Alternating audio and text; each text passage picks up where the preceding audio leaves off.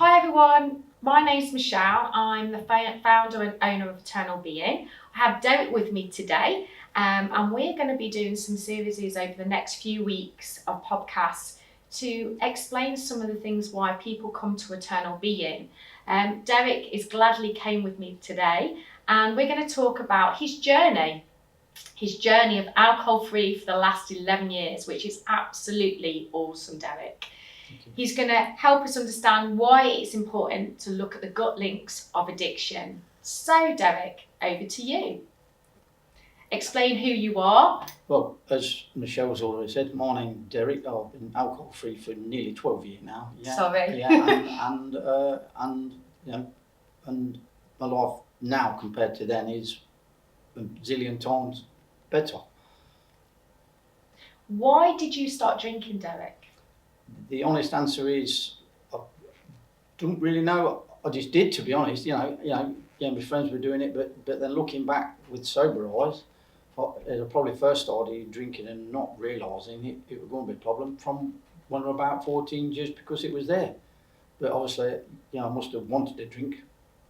So, and then because then when I drank, it gave me this extra confidence boost.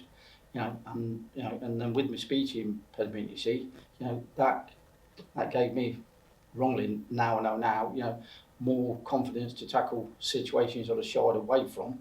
So then, drinking then, I suppose, became a tool to help me through. Like a mask then, wasn't it, to give you confidence? To help me through difficult situations.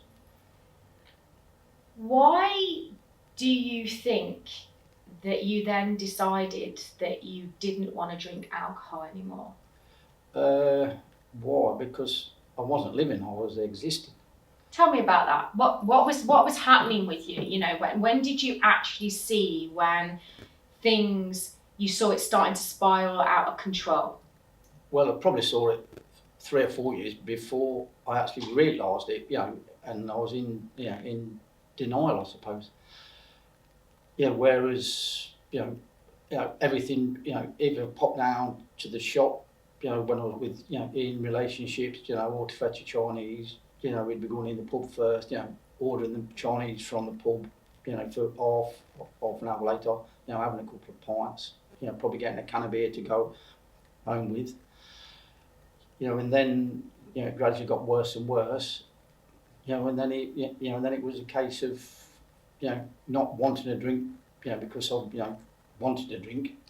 It was needing a drink just to barely be able to function. So it was, So what were those feelings like? When to help people understand the difference between somebody that drinks to somebody that's an alcoholic is a massive difference. I mean, the previous work that I used to do in my previous role as a probation officer and working with alcohol and drug offending. I know, working with people and with the work that we do in Eternal Being, the difference between, having to have alcohol to function to a need of alcohol. There's a massive difference. Oh, yeah, and this is the thing, what actually made me realise is this is going to sound a bit strange. It made me realise, because I didn't realise how bad it was. There was sometimes when I used to play local football, I used to take a little bottle of kind of whiskey, and I used to sneak into the toilet half time, and drink that. Bit to function. Yeah, and it's just, it's can't describe how you feel until you've actually been there. And unfortunately, if some people who have been in or are in the same situation as I was, then they'll be able to understand it more than me explaining it. Yeah. Because it's as I said, everything you've done, revolves around, having a drink, but you do it without even realising it. I even used to call money beer vouchers.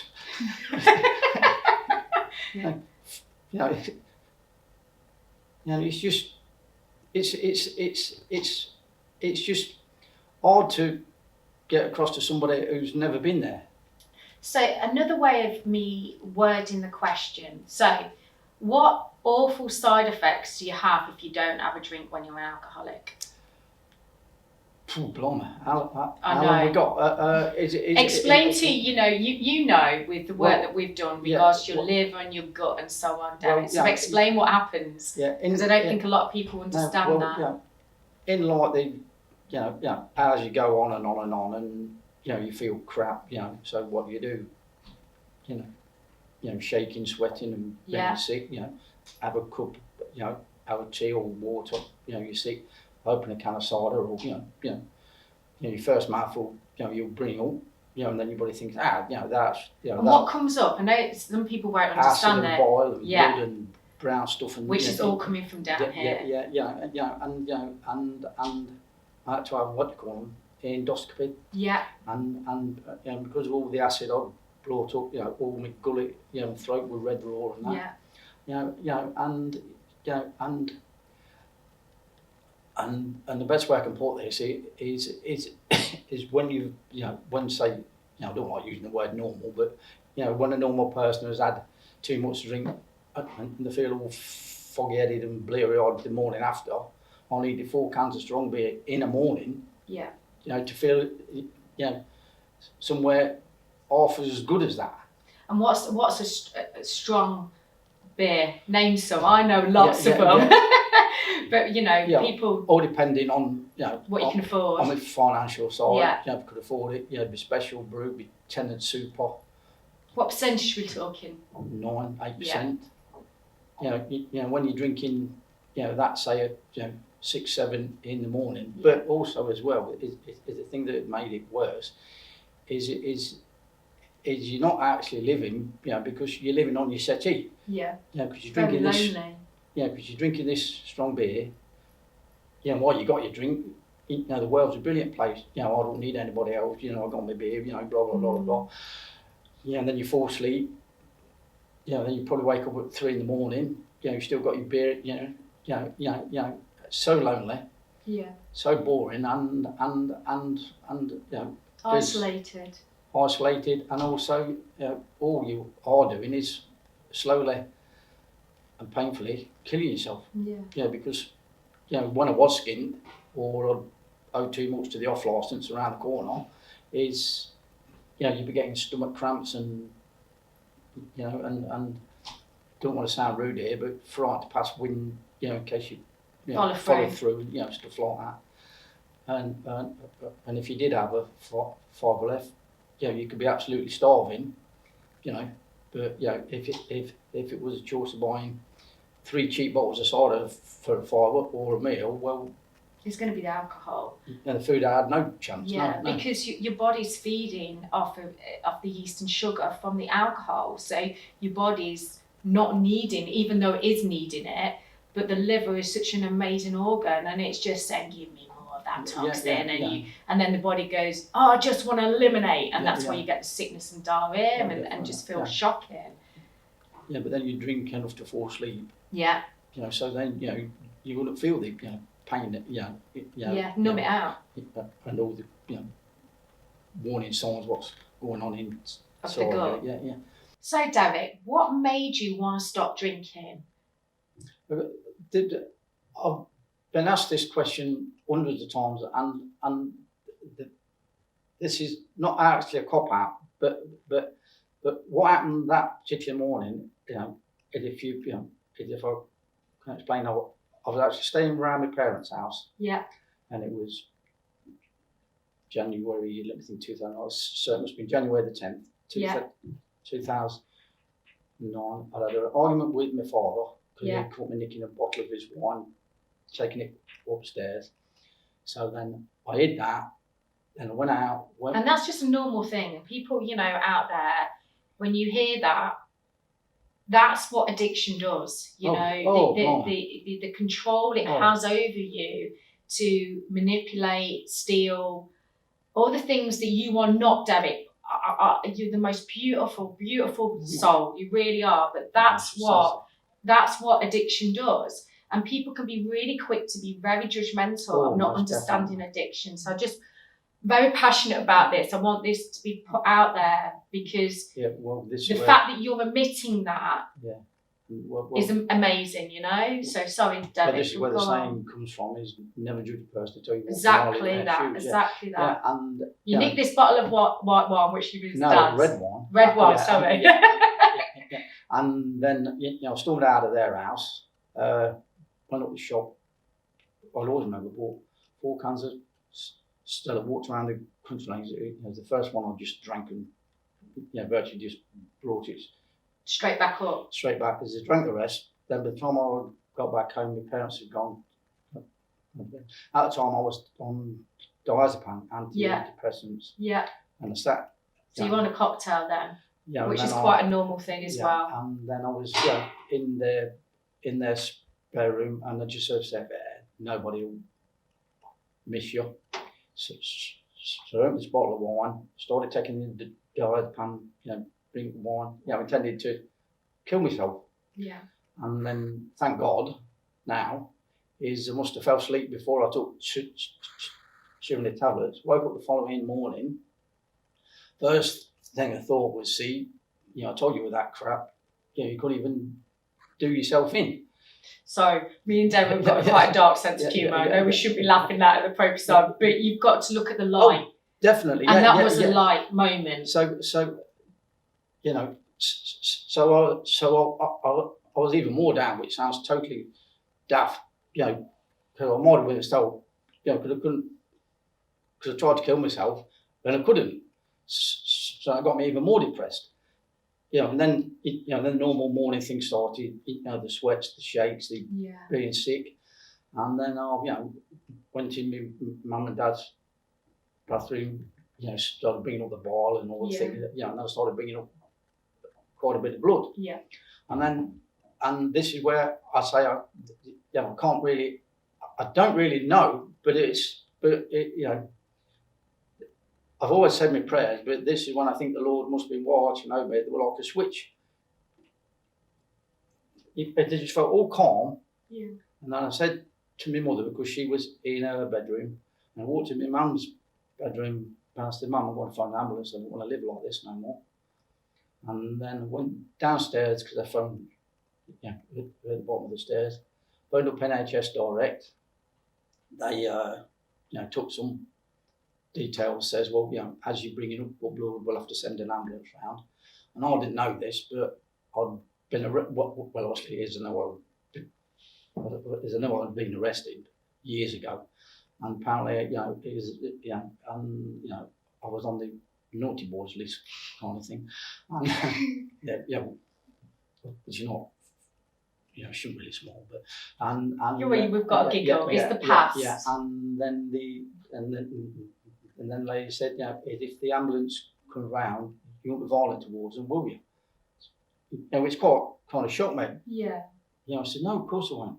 Because that's what they. That's what doing in the their NHS. job, Unfortunately, when you do, a massive percentage of a hospital in the emergency accident bit is people that are over the influence of alcohol or drugs. Yeah. So their safety and well-being is so critical. So especially if you are on that warning list, that is going to be one of the first questions they're going to ask.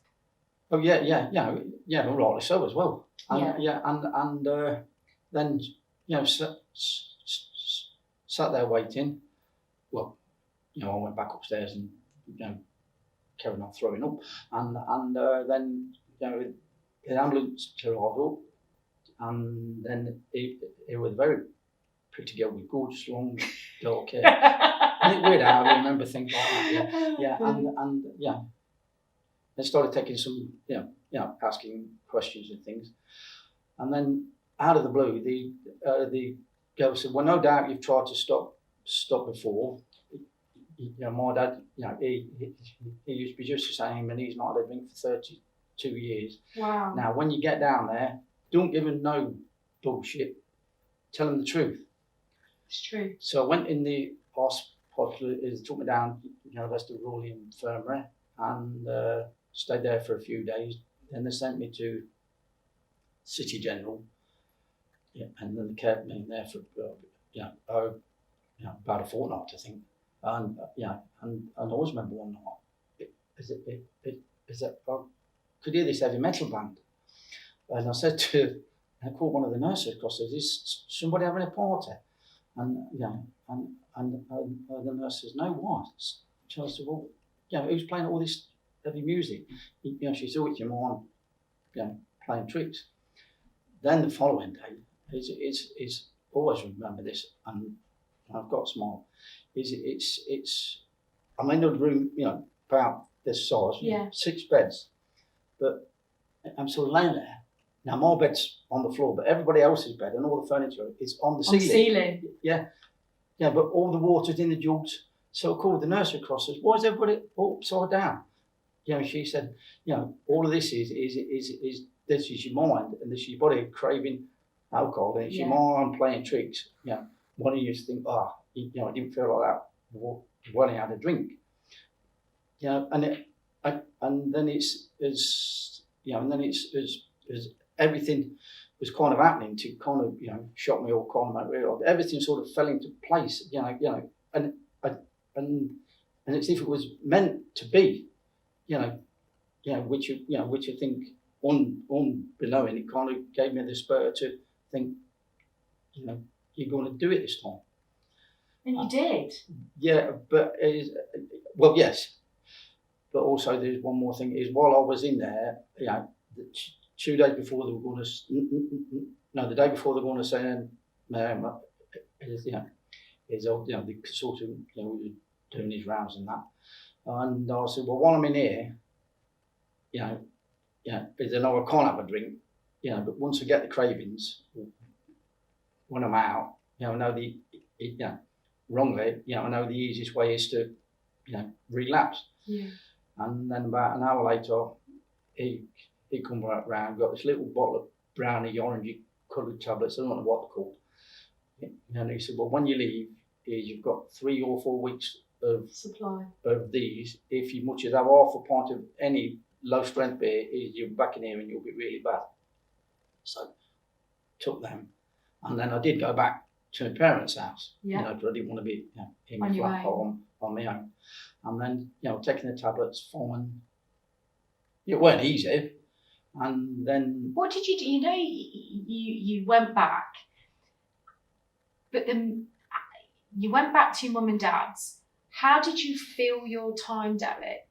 Well, during that time. Well, this is what I was leading up to. Is just staying in and reading and playing music and What type of things though?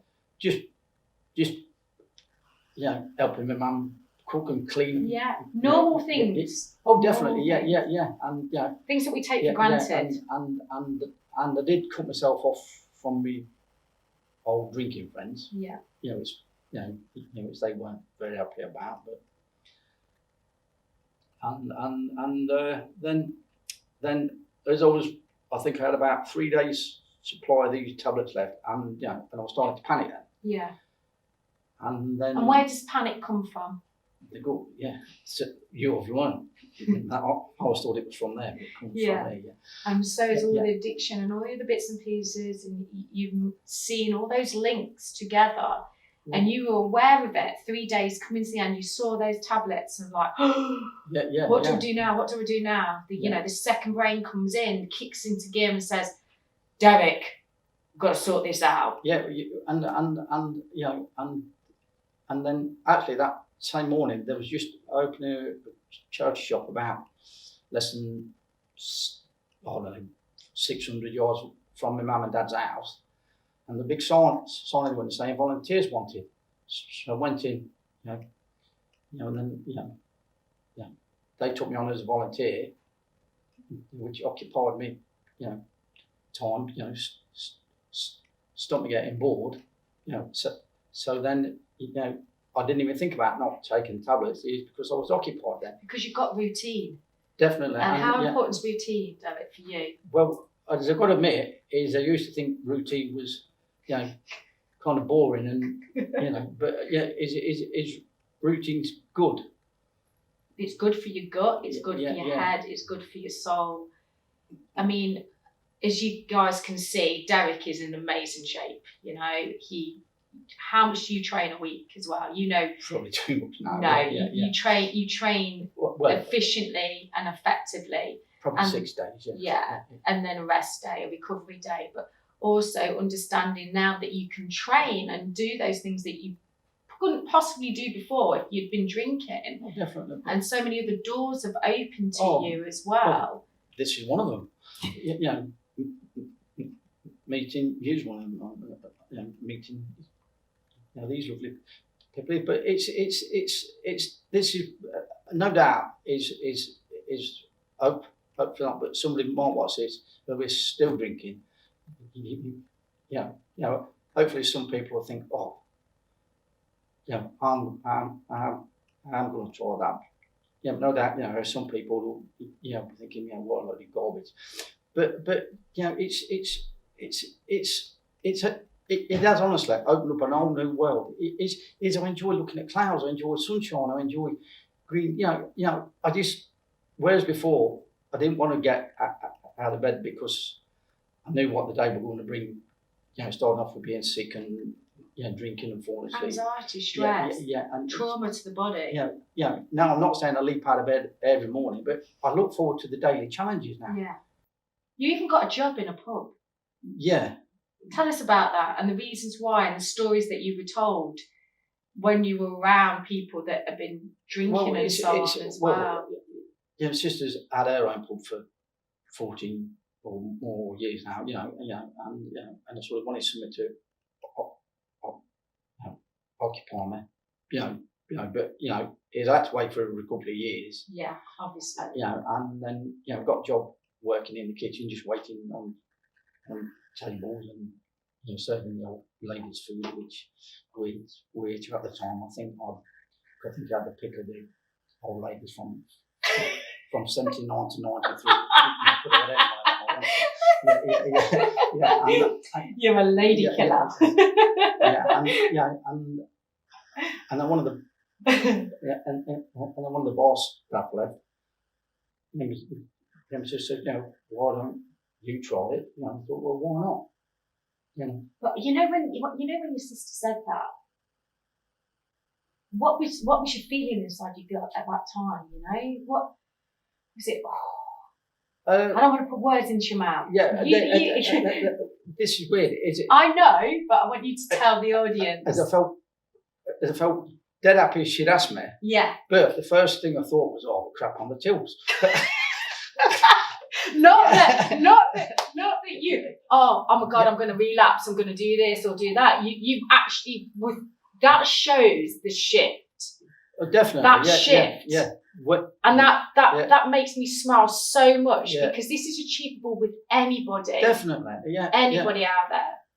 Yeah, and the inspiration that you are, Derek, is massive. But to be worried about the tills and not be worried about a drink is brilliant. But yes, sorry, continue. Yeah. But now then, this is probably wrong, but this is my way of coping. And I'm really pleased and grateful for all all the praise. But I don't pat myself on the back too much because I do know how easy it would be to slip back in. This is why, as I've explained to you, is I won't drink apple juice no more. Yeah, totally. Because it tastes too much like cider. I won't drink any alcohol-free beer or wine because I'm afraid if I get to like the taste of that, if I'm thinking, well, why don't we have the real stuff? But you understand now. You've worked it out yourself that what your triggers could possibly be, and you avoid those triggers. That is fantastic management of yourself. Fantastic management. Well, when somebody else tells you, you sort of think, I suppose it is, but that's just my way of just. Yeah, but you've done that. Yeah, but I've had to teach people that. It probably sounds, like I'm making too light of it, but one of the biggest things. One thing I'll always remember was standing in my mum's kitchen, and I've never seen such a happy look on my face. In fact, that's pretty it. Oh, darling. As I said, Mum, I ain't had a drink for 13 days, and 13 days, and I'm in my 12th year, but seeing my mum's face when Big roll. Yeah. I have this effect on people.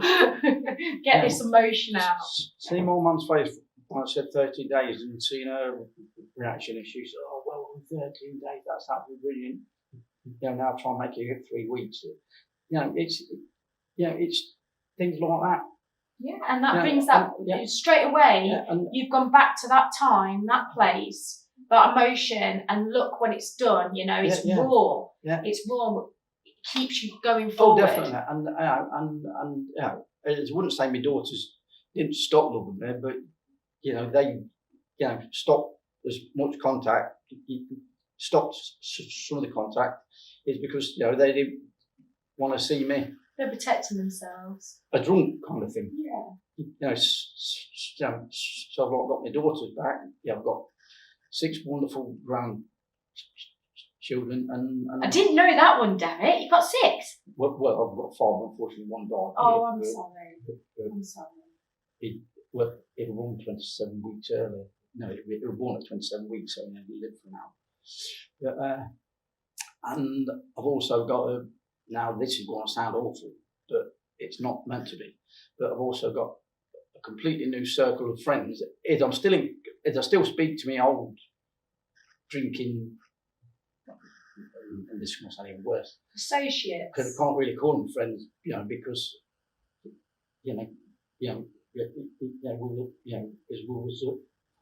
was bad. But now I've got a complete circle of friends. New circle. New outlook on life. They give you light. Give me light and also inspiration. And I don't want to aspire to be like them, but I thought, no, that's wrong. Is I want a better life for myself, but not in a selfish way. Yeah, and that's not selfish. Yeah. So what brought you to Eternal Being? What brought you to me? What brought you? Well, I'm a great believer in fate, so obviously the Lord did. Yeah, and my friend who found your wonderful business online, she said, I'm going to try this. Why don't you try it? I think that'd do your inside with your drinking a lot of good. So then who's my friend had a consultation and an appointment first. Then I did, and this is going to sound really cheesy and really think. As soon as I saw your face and heard your voice, I thought, well, that lady's going to help me, and you have done. So the only honest answer I can give you is probably fate. Yeah. And no doubt you've heard that before. I've heard lots of things before. Yeah. We talked about, your past in your consultation, your medical history, helping you see the links to why your liver and your digestion system would not be, even with all the stuff that you've done, would not be in the best working order, and understanding the explosive bum, as I call it, Yeah. and why that would still be happening, and almost definitely. Yeah. And you seeing those links, and also the nutrition side of things as well, and understanding it. Well, I thought I was eating the right things, which compared to what I used to do, I was, but then you've let me. But all the good stuff I was putting in was still just laying on all the crap I've got in there. Excuse me, am I allowed to say that? Completely. From all the crap I've been storing up inside my gut for years and years and years. Yeah. And how did you feel? After your first treatment and so on with this, and also we do therapy at the same time because I'm a therapist. But how did you feel after that first treatment afterwards, inside your tummy, in your gut? And your head as well. I felt lighter. I felt like a weight had been lifted off my head and from inside of me, and I also felt like I wanted to just 10 foot tall and just wanted to scream and just felt good's not a strong enough word, and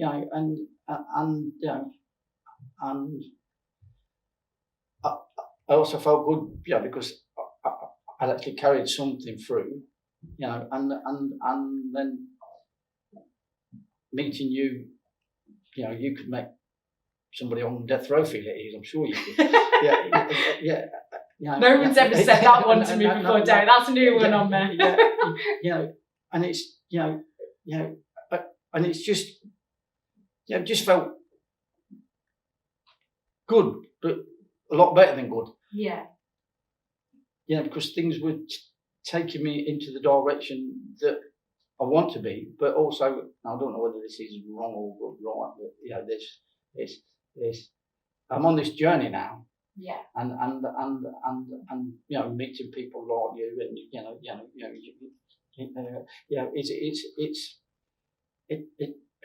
it's a journey that I know is never going to end, because I'm learning and each day and achieving new things. Whether I live to be one day or I live till I'm on what to do 50. I want to carry on learning. And helping others now. Yeah. How do you see, Derek, with the stuff that you know and understanding addiction like you do, the links to the gut? How would you say to people out there to understand it? Because they could hear it off me, definitely, but it's not. I don't. I'm a bit. This is the reason why I brought this out there, is to help the world globally, whether children, adults, elderly, about the gut and why it is so important. But more importantly, when it comes to addictions, alcohol, sugar, caffeine, you name it, is addiction. And we've talked about this. Exercise can be an addiction as well. But coming from you, Derek, where do you see those gut links of addiction to tell guys out there? Yeah, loads of people have gone into places and got into situations. They said you just don't. You knew something was going to happen. It just didn't feel right. But they think it's in here, but it's not. It's sort of that. And the times in my life is you hear these people saying, "Oh, I just had that gut feeling." Well, but it actually is a gut feeling, and how many people ignore it? How many people and listen to the head? Well, I was up until and it's but also is when you sit down and then you think about it, is if you put things in your car, say in your car petrol tank or your diesel tank, what have got impurities in it, and things. Well, your car's not going to run right, is it? And it's the same with this, it's the same with your gut. If you put not so good things in, okay, they might give you a short-term fix, but but in the long term, it's just not right. So I've now, I wouldn't say learn. I'm still learning that. Oh, you've learned so much, Derek. But I'm still learning that and read quite a few things now. Is everything, every illness I do know now comes from here, but myself included, up until meeting you and things like that, we all think it's in here. Yeah. But it's not. It's in there. Yeah. And it's. But it's also it's so easy. Is if you put the right things in, your body is feeling good, so for your head's feeling good. And people isolate away from the gut as well. They don't listen to the gut, or they listen to it and ignore it and start getting all these different problems with digestion, or, then they start to feel poorly, and it's like a vicious circle, Well, they always, as I've said at times, myself, you've been out, probably around 15 pints, had a Chinese, spent the rest of the night throwing all, but it's always down to the dodgy Chinese, it's never the 15 pints you drink. Totally. Isn't that the case? And Won't blame it down to the most obvious thing that your poor liver's doing. Oh my God, it's screaming out at you, and it needs to just cleanse. It just needs to get the toxins out of its system.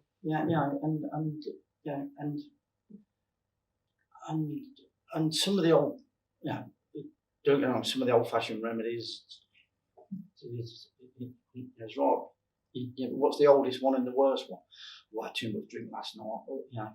Or feel bad. Get another one down. You'll feel as right as rain. This is the following. But it's learning new tools, isn't it? It's learning new tools that will work for that individual, and each person is completely different. To what works for them and what doesn't work. Yeah. But it's also is I think one of the hardest things is like try to explain, is when I got that switch, that made me want to stop drinking. It's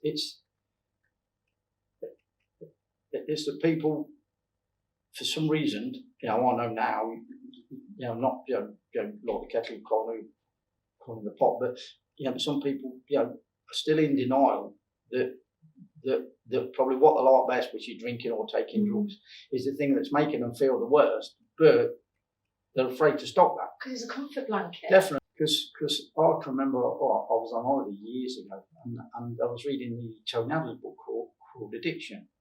And reading that, really good book. I actually put the book down, and it's embarrassing now to even think I actually thought this. But I put the book down and I thought, I could never not have a drink. Mindset. Is it my, well, I don't know, and I don't even know why I thought that. Because you'd conditioned yourself. That was what your self-worth was, Derek. And that's all what you knew. And so, but what Tony Robbins does is about changing that belief on yourself. And the one thing you do is the exercise. You physically get your body moving. You get your lymphatic system, skeletal system moving. So by doing that, that's removing toxins on a regular basis. You read every day. So that's your mindset. You're taking in information that's in a positive way. Another fantastic tool. You center yourself around people that give you and inspire you energy and light. You changed your pattern. You changed your behaviour. And I can say so many more. Yeah, and also is I think I've always had it in me, but well, everybody has, but I've not realised it, is I would encourage anybody, and people might think, is get into your spiritual side. Yes. But people, people have to be ready for that. Oh, definitely. Don't they? They have to go through that, because it can scare people when you say that. I know that I can scare people when I say that. It took me long enough to actually realise what was truly inside me. Well, it's took me over nearly 12 years. Yeah. And that's not always, necessary to somebody that's God or Jesus. It could be anything for that individual, out there. Whatever makes them see the light is going to be their guidance on their spiritual journey. So everybody's so completely different. For me, it's just being kind, being true to myself. If it doesn't feel right for me, and I, address why it doesn't feel right for me. Are my intentions right? Good. Is it my ego? I need to take a step back and also understanding we need different tools at different times to help us through that journey. You know, training for me is a massive big one as well. You know, exercise is a massive key. Go and see my coach, my therapist as well. For people out there, Derek, if there was one thing that you could give advice to, if anybody is suffering in any way with any addiction, what would it be? That's quite a hard one there. You can give a couple there. Yeah. It's well, one is don't be afraid of trying and failing, because I've done that hundreds of times. Yeah. Get back up again. Yeah, and also this might sound cruel to you, my friends, is when you do start, you haven't got to completely isolate yourself, but don't associate with the people who will get you back onto the path you want to get off. But you have to experience that to understand what I'm trying to explain, and what I won't say it's advice, but it have been both sides of the fence. Yeah. And this side of the fence is zillion times better. And just give it your best shot, and also if you try, like I said, I feel when the time is right, you will succeed. But don't make excuses, or want to stop, but I'm not ready to try yet. Keep trying, or compare things. Yeah. Darvies. Sort of, what just suppose say you're 2 weeks into your alcohol-free journey. Then write down what you were doing this time 4 weeks back. Yeah, journaling. And how you like. Yeah. I don't mind my tattoos, What to say thank you to yourself, rewarding yourself basically. Well, this is what my onion is, isn't it? I've got an onion tattooed on my leg. Well, I've got an onion and half, and the full onion is me when I was drinking, and then the half onion is me stopping drinking and loads of new layers into my life, you see. Wow. So we'll put that one on. We'll do that one if that's all right. I know what to say for that. So is it still filming at a minute? Oh. So Derek, there's another question I need to ask you, and that is it's something that I do with clients all the time. Is how important is it when you've made that choice that you're going to be alcohol free, that you start doing a journal of your daily activities, your feelings, your emotions, and more importantly, your achievements, and then your rewards that you possibly could get? Extremely, and that's possible for me. I didn't always write them down, but is I've compared what we're doing last week to this week, and how did you do that though? How did you do that? Just sometimes I write things down. Sometimes as I spoke to myself, as I spoke to people about it. Yeah. It's you're viewing all the time. It's like things like say, this time, just suppose and say, the first week on my journey, say, I was feeling really good on a Thursday afternoon, say. Yeah. Then I go back to, how I felt the week before that, on that Thursday afternoon, is I was either, fast asleep in a chair, because I drank too much. Yeah. Then I'm weighing, which felt the best, and the sober one felt the best. Yeah. Yeah, and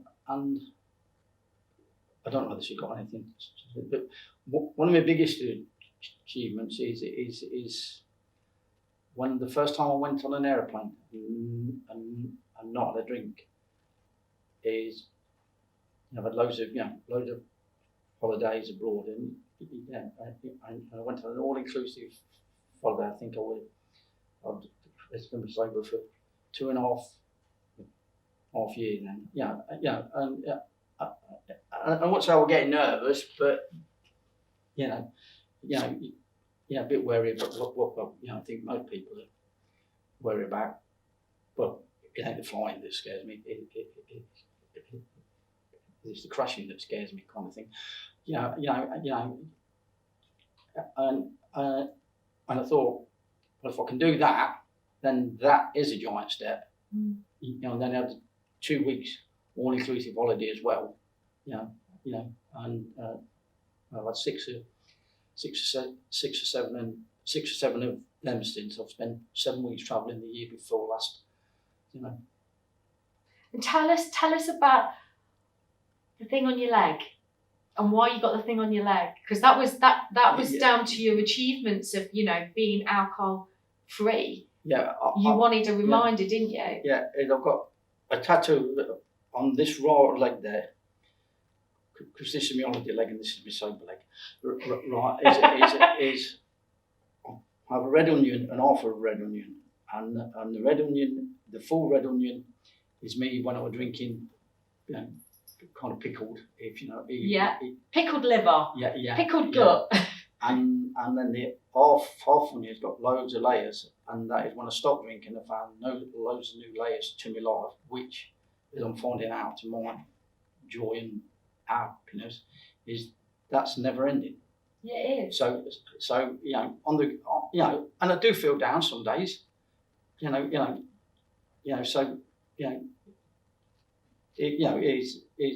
the down days, few and far between now. But if I do need a reminder, then I just, think, well, there's your answer. And also, the thing is about your mindset, though. When you were drinking, ego would get in our way a lot of the time, and also, we both got stutters.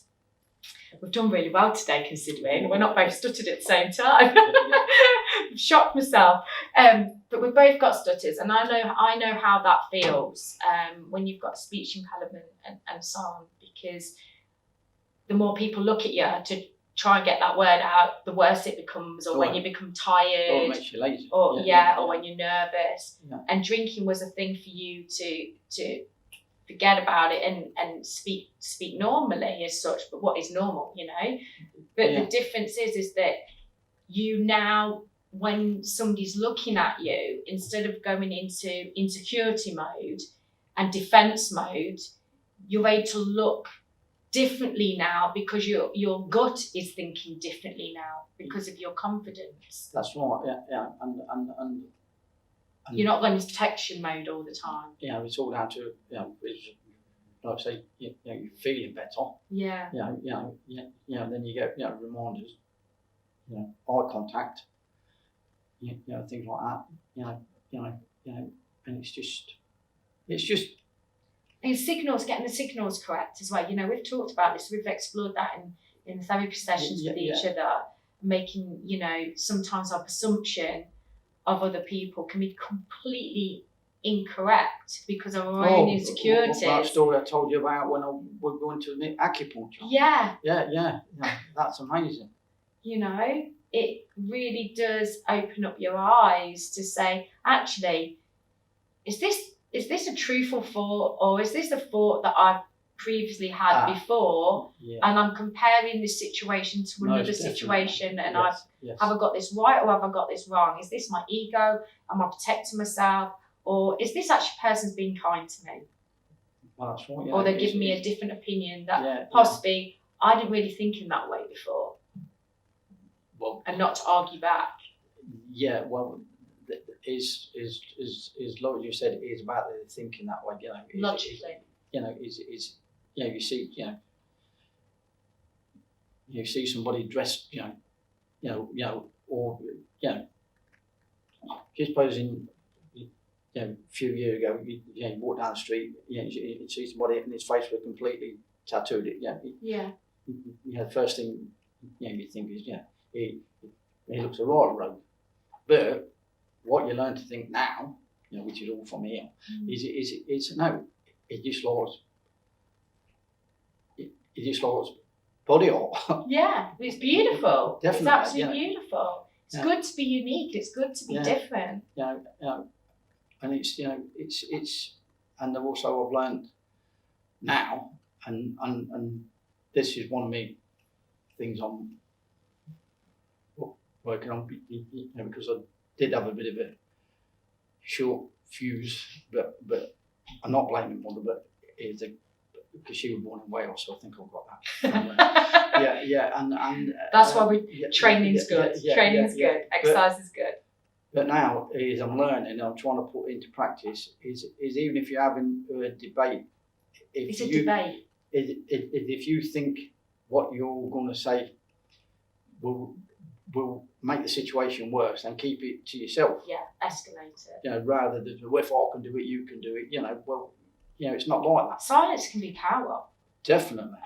Silence can be a power, and especially with old circle of friends that want to entrench you back into that circle again and say some horrible things, which is not necessary, just because you are not on the same wavelength as them, and you're able to see that now. Well, I've had people saying, "Oh, you don't want to know us now." Well, it isn't that I don't want to know them. It is I don't want to know the life that they're leading.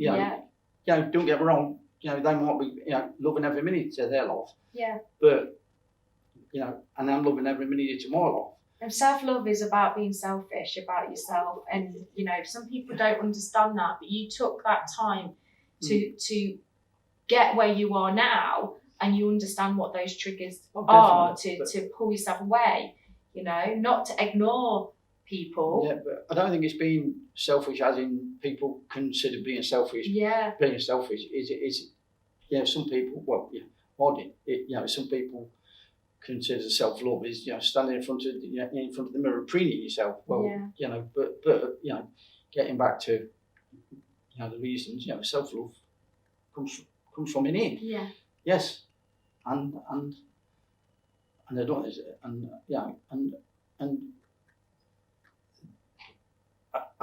and it's little things like this may sound strange to anybody who's listening, but even going to the toilet feels a lot more pleasurable now. Yay! It's and it's little things like that. What did you call it? You called it sexy poo, didn't you? Sexy poo. We love a sexy poo. And sexy poo is so important. Sit on the toilet. But without sounding too thing, that's how it felt. But it felt completely different. And it's little things like that. I think. Feel alive. Yeah, but is it probably right? Is probably reborn sounds a bit over the top. But we put your body into something called parasympathetic. So what that basically means is I'll put you in a really calm and relaxing state, and everything will work and function better when the body's been in a fight and flight response, which your body definitely has for a very long period of time. Right. It's gone, wow, like hallelujah, this. I like this. Is this a normal thing? Or I could get quite used to that by training that gut how to work like that alongside everything else that you're doing, down to the meditation, down to the reading, down to the exercise. Is about balance and it's about harmony. Yeah, and that gut gets overworked continuously every single day for every single person. It doesn't matter about age, okay? It's helping people understand what works for them. That's right, and also is not the last treatment, but the treatment before. Yeah. Is I was a bit tense. And we explored it, didn't we? And then we couldn't carry on with the treatment. Yeah, because I said no. But she normally, then I'd have got her down in the dumps about that. Yeah. But there was a reason for it.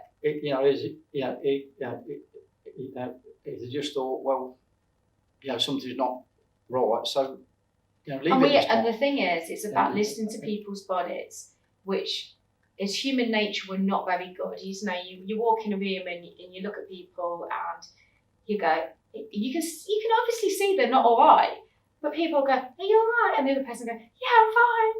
No, like, what the hell's that all about? That's not how it works. Yeah, it's false and it's fake, and that's one thing. When you're listening to gut, I appreciate when people have to perform and la la la la la. But if you don't take that time out, like we did on that day, I knew something was wrong. And I said, Derek, no, we're gonna have a therapy session, and we did, didn't we?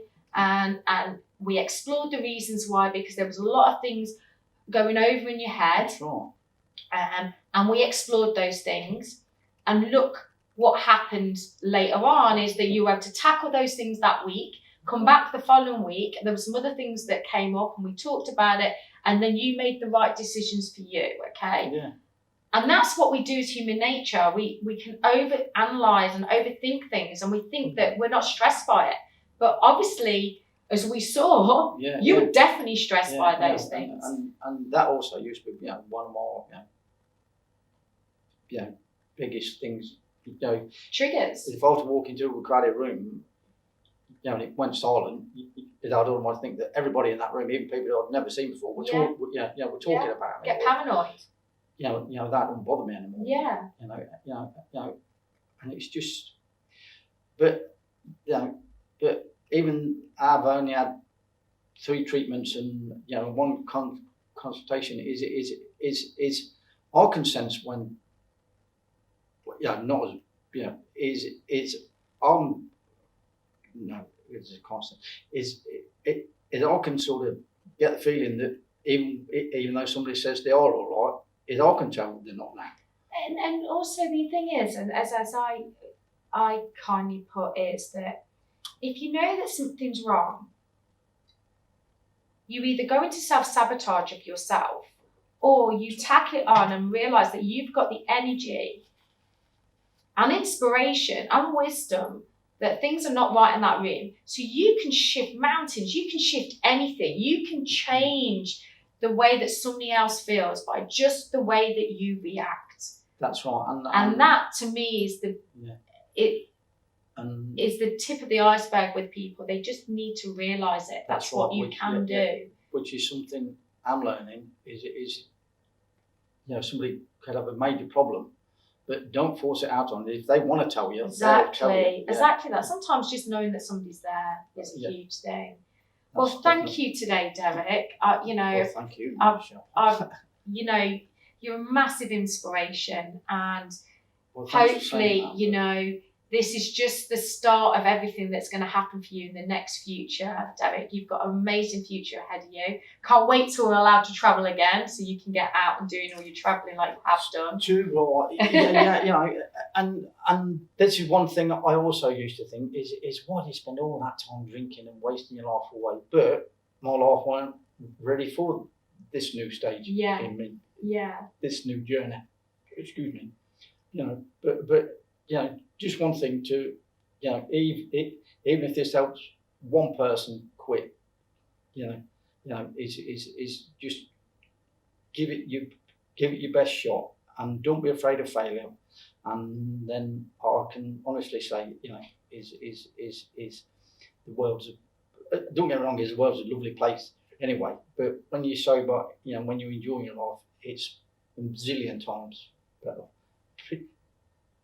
People are better. You notice, like I said, sunshine and flowers growing and birds tweeting, and you're awake.